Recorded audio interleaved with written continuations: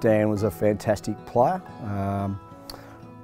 known as a full forward, but over the period that I coached East Point, there was times where you could probably see he could equally have played as an on-baller, but just such a quality full forward that you wouldn't play him anywhere else. And yeah, just freakish talent in regards to kicking goals, taking marks, had absolute disregard for his body in the way he attacked the football, and probably was attacked by other players as well, but he kept on stepping up every week. So yeah, he was a cracking player. Yeah, Dan Jordan was a huge influence on the league program for a number of years. He was always the first to put his hand up to play. He led the way, and he made other players in the competition want to play in the league footy. Him and a couple of other players around him were able to create a culture amongst the group that set the example for the rest of the players in the competition. He would always put his hand up to play, and yeah, he was a huge contributor to the program. One of those blokes who sort of created a brand new culture.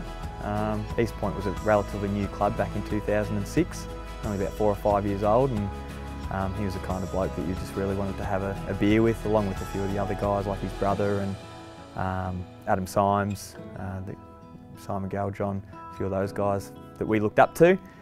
Yeah, you talk about different players, you talk to different people, you talk about Ballarat football, and you do hear those comments that people did just come to watch Dan Jordan play. DJ was a player who never shied away from a contest.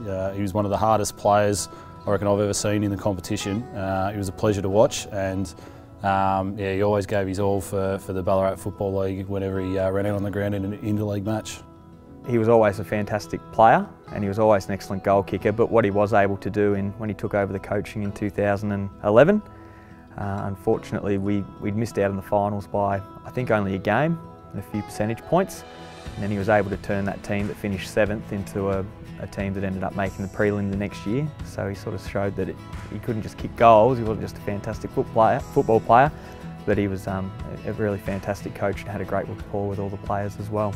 I think later on when I was there, he was more of a quiet. He'd much rather go home after a game, have a few boys around, have a few beers and do whatever, instead of going out and grabbing any sort of limelight that you probably wouldn't want.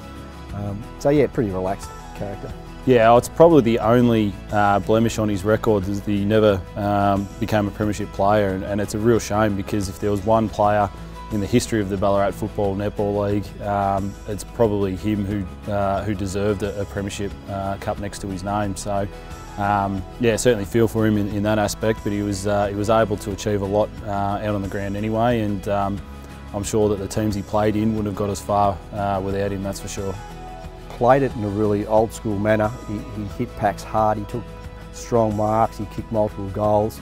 He's one of the toughest opponents I reckon I've ever had the pleasure of playing against, and yeah, if you ever come up against East Point and you know your magnet was next to his, you knew you were in for a tough day at the office. Just a guy that you'd idolise, but somebody that would always give you the time of day, and he was just a really good friend, one of my best mates, but he'd sort of make a lot of people feel like he was their best mate just by how accepting he was, and he'd have a beer and a chat with anybody, and that was the thing that stood out for me.